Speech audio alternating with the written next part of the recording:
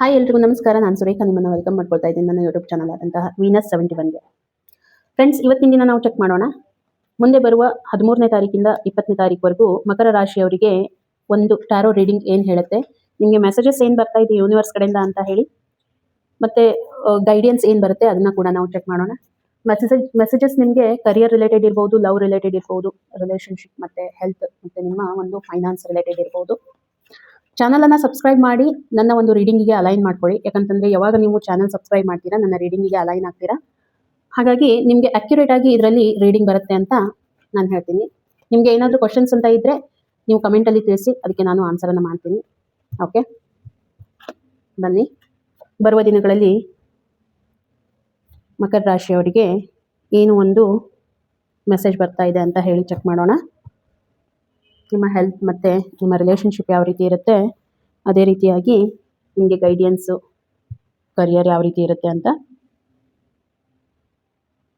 Okay, ನೋಡಿ, ಇಲ್ಲಿ ನಾನು ಚೆಕ್ ಮಾಡ್ತಾ ಇದ್ದೀನಿ. ಕರಿಯರ್ ವೈಸ್ ನಿಮಗೆ ತುಂಬ ಅಪಾರ್ಚುನಿಟೀಸ್ ಇರುತ್ತೆ, ಬಟ್ ಸ್ಟ್ರಗಲ್ ಕೂಡ ಅಷ್ಟೇ ಇರುತ್ತೆ. ಮುಂಬರುವ ದಿನಗಳಲ್ಲಿ ಕರಿಯರಲ್ಲಿ ನಿಮಗೆ ಸ್ವಲ್ಪ ಸ್ಟ್ರಗಲ್ ಇರುತ್ತೆ. ಅಪಾರ್ಚುನಿಟೀಸ್ ಏನೋ ಇದೆ, ಇಲ್ಲಂತಲ್ಲ, 1 ಬಿಟ್ಟು 4 ಅಪಾರ್ಚುನಿಟೀಸ್ ನಿಮಗೆ ಬರುತ್ತೆ, ಆದರೆ ಸ್ಟ್ರಗ್ಲಿಂಗ್ ಇರುತ್ತೆ. ಓಕೆನಾ? ಯಾಕಂತಂದರೆ ನಂಬರ್ 8 ಏನು ಹೇಳುತ್ತೆ ಅಂತಂದರೆ ಇದು ಸ್ಟ್ರಗಲಿಂಗ್ ಕಾರ್ಡ್. ಇದು ಓಕೆ, ನೀವು ಬಿಸ್ನೆಸ್ ಏನೋ ಮಾಡ್ತೀರಾ, ಆದರೆ ಬಿಸ್ನೆಸ್ಸಲ್ಲಿ ಚೆನ್ನಾಗಿ ಮಾಡ್ತೀರಾ, ಏನು ಪ್ರಾಬ್ಲಮ್ ಏನೂ ಇರೋದಿಲ್ಲ. ಆದರೆ ಇದು ನೀವು ಎಕ್ಸ್ಪ್ಯಾನ್ಷನ್ ನೀವು ಮಾಡೋದಕ್ಕೆ, ಗ್ರೋತ್ ಮಾಡೋದಕ್ಕೆ ಇದು ಒಂದು ಒಳ್ಳೆ ಅಪಾರ್ಚುನಿಟಿ ಇರುತ್ತೆ ಬರುವಂಥ ದಿನಗಳಲ್ಲಿ ನಿಮ್ಮ ಬಿಸ್ನೆಸ್ಸು. ಮತ್ತು ಏನಾದರೂ ಇನ್ಕ್ರಿಮೆಂಟ್ ತಗೋಬೇಕು, ಜಾಬಲ್ಲಿ ಇದ್ದವ್ರಿಗೆ ಇನ್ಕ್ರಿಮೆಂಟ್ ತಗೋಬೇಕು ಅಂತಂದರೆ ಅಲ್ಲಿನೂ ಕೂಡ ನಿಮಗೆ ತುಂಬ ಚೆನ್ನಾಗಿದೆ. ಫೋಕಸ್ ಮಾಡಿ, ನೀವೇನು ಎಫರ್ಟ್ ಹಾಕ್ತೀರಾ ನಿಮಗೆ ಅದಕ್ಕೆ ರಿಸಲ್ಟ್ ಬಂದೇ ಬರುತ್ತೆ. ಓಕೆ, ಸ್ವಲ್ಪ ಕಷ್ಟ ಅನಿಸಿದ್ರೂ ಕೂಡ ನಿಮ್ಮ ಎಫರ್ಟು ನಿಮಗೆ ವೇಸ್ಟ್ ಆಗೋದಿಲ್ಲ ಅಂತ ಯೂನಿವರ್ಸ್ ನಿಮಗೆ ಹೇಳ್ತಾ ಇರೋದು. ಇನ್ನು ನಾವು ಲವ್ ರಿಲೇಷನ್ಶಿಪ್ ಅಥವಾ ನಿಮ್ಮ ಒಂದು ಪಾರ್ಟ್ನರ್ ಜೊತೆಗೆ ನಿಮ್ಮ ಒಂದು ರಿಲೇಷನ್ಶಿಪ್ ಯಾವ ರೀತಿ ಇದೆ ಅಂತ ನೋಡೋದಾದ್ರೆ, ಇಲ್ಲಿ ರಿಲೇಷನ್ಶಿಪ್ಪಲ್ಲಿ ಎಲ್ಲೋ ಒಂದು ಕಡೆ ನೀವು ಸ್ಟಕ್ ಆಗಿಬಿಟ್ಟಿದ್ದೀರಾ. ಇವಾಗ ಇಲ್ಲ, ಇವಾಗ ಈಗಿರ್ತ ಅದು ಪ್ರೊಸೀಜರ್ ಸ್ಟಾರ್ಟ್ ಆಗಿರುತ್ತೆ. ಅದು ಇನ್ ಫ್ಯೂಚರಲ್ಲಿ, ನಾನು ಹೇಳ್ತಾ ಇರೋದು ಇನ್ ಫ್ಯೂಚರಲ್ಲಿ ಬರುವಂಥ ದಿನಗಳಲ್ಲಿ ಇವಾಗ ನೀವು ಎಫರ್ಟ್ಸ್ ಹಾಕ್ತಾ ಇದ್ದೀರಾ ನಿಮ್ಮ ರಿಲೇಷನ್ಶಿಪ್ಪಲ್ಲಿ. ಓಕೆ, ಆ ಎಫರ್ಟ್ಸು ನಿಮಗೆ ರಿಸಲ್ಟ್ ಬರ್ತಾ ಇಲ್ಲ. ಮೇ ಬಿ ಕೆಲವೊಂದ್ಸಾರಿ ಜಗಳ ಅಂತ ಆಗಿರ್ಬೋದು, ಅದಕ್ಕೆ ನೀವು ಎಲ್ಲ ಅವರಿಗೆ ಕನ್ವಿನ್ಸ್ ಮಾಡಲಿಕ್ಕೆ ಟ್ರೈ ಮಾಡ್ತಾ ಇರ್ಬೋದು, ಅಥವಾ ನಿಮ್ಮ ಒಂದು ಪಾರ್ಟ್ನರ್ ಜೊತೆಗೆ ಟೈಮ್ ಸ್ಪೆಂಡಿಂಗ್ ಇರ್ಬೋದು, ಎಲ್ಲ ನೀವು ನಿಮ್ಮ ಕಡೆಯಿಂದ ನೀವೆಲ್ಲ ಪ್ರಯತ್ನ ಕೂಡ ಮಾಡ್ತಾ ಇದ್ದೀರಾ. ಅದು ಬರ್ತಾ ಇಲ್ಲ ರಿಸಲ್ಟ್ ಅಂತ ಹೇಳಿ ಎಲ್ಲೋ ಒಂದು ಕಡೆ ಈ ಒಂದು 13ರಿಂದ 20ನೇ ತಾರೀಕುವರೆಗೂ ಏನಿದೆ ಅಲ್ಲಿ ನಿಮಗೆ ಡಿಸಪಾಯಿಂಟ್ಮೆಂಟ್ ಆಗುವಂಥದ್ದಿದೆ. ಸ್ಟಕ್ ಆಗ್ತೀರಾ. ನೀವು ಯಾವ ಒಂದು ಮಟ್ಟಕ್ಕೆ ಹೋಗ್ತೀರಾ ಅಂತಂದರೆ ಎಲ್ಲಾನು ದೇವ್ರ ಮೇಲೆ ಭಾರ ಹಾಕಿ ಬಿಟ್ಕೊಟ್ಬಿಡ್ತೀರಾ ಅನ್ನೋವಂಥ ಒಂದು ಮೆಸೇಜನ್ನು ಇಲ್ಲಿ ಯೂನಿವರ್ಸ್ ಕೊಡ್ತಾ ಇದೆ. ಓಕೆ, ಎಫರ್ಟ್ ಹಾಕ್ತಾ ಇದ್ದೀರಾ, ಅದಕ್ಕೆ ರಿಸಲ್ಟ್ ಬರ್ತಾ ಇಲ್ಲ.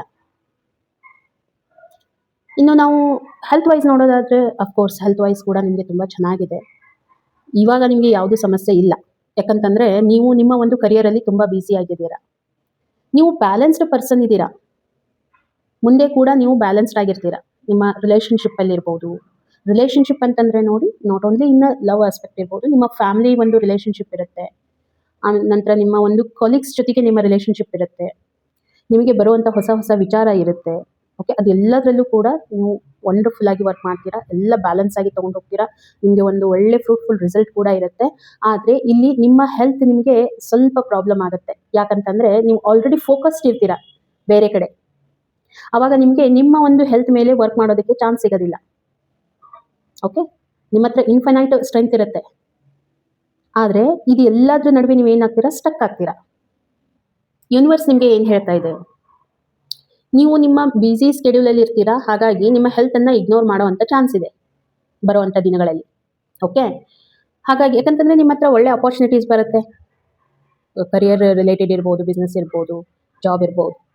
ಆವಾಗ ನೀವು ಅದ್ರ ಮೇಲೆ ಫೋಕಸ್ ಮಾಡ್ತೀರಾ, ಅಲ್ಲಿ ನಿಮ್ಮ ಒಂದು ಹೆಲ್ತ್ ಮೇಲೆ ಇಂಪ್ಯಾಕ್ಟ್ ಆಗುವಂಥ ಚಾನ್ಸ್ ಇದೆ. ಅದಕ್ಕೆ ಒಂದು ಸ್ವಲ್ಪ ನೋಡ್ಕೊಳ್ಳಿ ಹೆಲ್ತ್ ವೈಸ್ ನಿಮಗೆ ಏನು ಪ್ರಾಬ್ಲಮ್ ಆಗುತ್ತೆ ಅಂತ.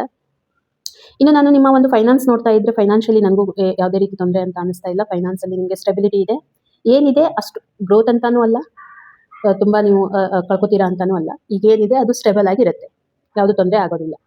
ಓಕೆನಾ? ಇನ್ನು ಯೂನಿವರ್ಸಿಂದ ನಿಮಗೆ ಗೈಡೆನ್ಸ್ ಏನು ಬರ್ತಾ ಇದೆ ಅಂತ ಒಂದು ಸಾರಿ ಚೆಕ್ ಮಾಡೋಣ.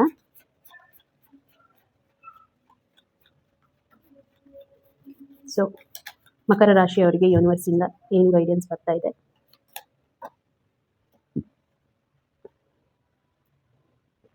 ನಾನು ನಿಮಗೆ ಹೇಳಿದೆ ನಿಮ್ಮ ಒಂದು ರಿಲೇಷನ್ಶಿಪ್ಪಲ್ಲಿ ನಿಮಗೆ ತೊಂದರೆ ಆಗುತ್ತೆ ಅಂತ ಹೇಳಿ. ಅದೇ ರೀತಿ ನಿಮಗೆ ಇಲ್ಲಿ ಒಂದು ಇಲ್ಯೂಷನ್ ಕ್ರಿಯೇಟ್ ಆಗ್ಬೋದು, ಕನ್ಫ್ಯೂಷನ್ ಕ್ರಿಯೇಟ್ ಆಗ್ಬೋದು, ನಿಮ್ಮಲ್ಲೇ ನಿಮಗೆ ನೆಗೆಟಿವಿಟಿ ಬರುವಂಥ ಚಾನ್ಸಸ್ ಇದೆ ಅಂತ ಬರ್ತಾ ಇದೆ. ಯಾಕಂತಂದರೆ ಎಲ್ಲ ಫೀಲ್ಡಲ್ಲಿ ನಾವು ಅಕ್ಯುರೇಟ್ ಆಗಿರೋದಕ್ಕೆ ಚಾನ್ಸ್ ಇಲ್ಲ ಅಲ್ವಾ.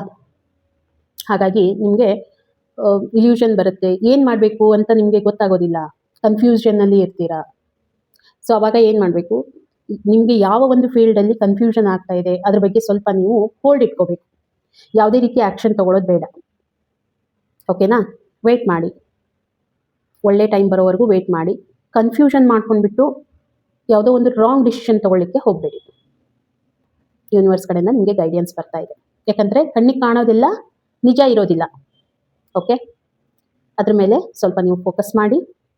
ಈ ರೀಡಿಂಗ್ ನಿಮಗೆ ಹೇಗೆ ಅನ್ನಿಸ್ತು ನನಗೆ ಕಮೆಂಟ್ ಮುಖಾಂತರ ತಿಳಿಸಿ. ರೀಡಿಂಗ್ ಚೆನ್ನಾಗಿ ಅನಿಸಿದ್ರೆ ಚಾನಲನ್ನು ಸಬ್ಸ್ಕ್ರೈಬ್ ಮಾಡಿ, ವಿಡಿಯೋವನ್ನು ಲೈಕ್ ಮಾಡಿ ಮತ್ತು ಶೇರ್ ಮಾಡಿ ಅಂತ ಹೇಳ್ತಾ ಸಿಗೋಣ ಮತ್ತೆ ಮುಂದಿನ ವಿಡಿಯೋದಲ್ಲಿ. ಅಲ್ಲಿವರೆಗೂ ಎಲ್ರಿಗೂ ಕೂಡ ಥ್ಯಾಂಕ್ ಯು.